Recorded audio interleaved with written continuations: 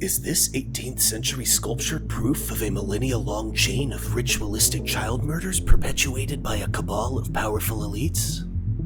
Have mysterious forces been utilizing the blood of children in barbaric rituals for thousands of years? Most importantly, how does this all tie into Q and his exposure of liberal elites like George Soros engaging in similar practices today? Did they ever go away? Or are they still with us to this very day? The media may tell you otherwise, but as you can see here, the history is carved in stone.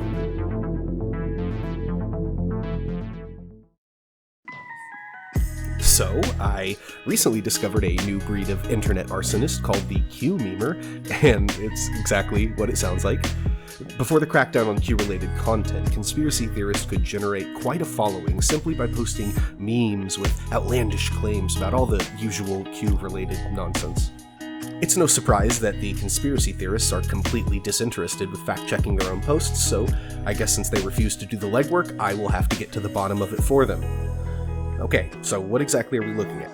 Well, what we've got here is another classic case of blood libel. The sculpture pictured here currently adorns the Palazzo Salvadori in the northern Italian city of Trent and depicts the infamous 15th century murder of a young boy named Simon. After Simon's body was discovered, the town quickly blamed the Jewish community of Trent. They were then rounded up by the Catholic Church and forced to confess under pain of torture. Many Jewish leaders were executed by being strangled, burned at the stake, or otherwise died of injuries inflicted during their torture. The remainder of the Jewish population was banished and had all of their belongings confiscated.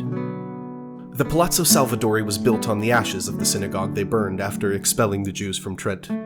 There was no evidence that this crime was committed by anyone in the Jewish community, and it's believed they were simply scapegoated for the crime, as they were already hated and vulnerable. So why should anyone care that some internet weirdos think this is proof of a crazy ancient conspiracy?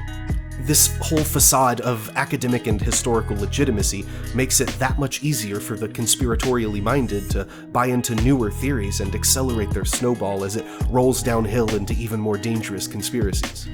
These anons are endangering the lives and livelihoods of others for the short-term dopamine hit of feeling like they've unlocked some ancient secret, despite having the complete historical context just a few keystrokes away. It's not always malicious, but it is always harmful. For instance, white supremacists build their entire ideology around dehumanizing conspiracies like blood libel. If they can get someone to accept the premise of this conspiracy, then it's not that difficult to continue their path towards radicalization.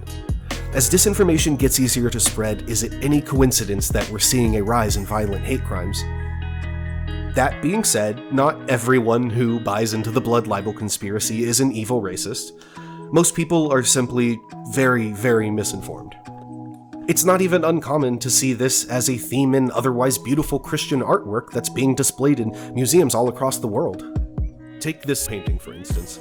The detail is magnificent, and it's an extremely visceral piece that makes your heart ache for this poor child. I mean, obviously the Jewish people here are comically caricaturized, but they didn't know any better during the Renaissance. Holy shit, this was painted in 2020. So this is a much different project than I had initially planned, but due to a series of unfortunate events, winter storms forcing me out of my home, things like that, I wanted to just focus on something smaller that I could just get out since it's been so long since the last one. So I hope this was interesting. I know it's kind of a heavy subject and it'll definitely get deprioritized by YouTube's algorithm, but that's okay. I just wanted to make something that I thought was important and that I could put out there. So if y'all like this, that'd be great if you could leave a like, comment, or subscribe. You know, any sort of interaction helps the channel. And if you have any ideas for any sort of conspiracy theories or QAnon QAnon quirks that you see or anything like that, feel free to leave a comment for a suggestion and I'll be happy to make a video. Yeah, thank y'all for watching.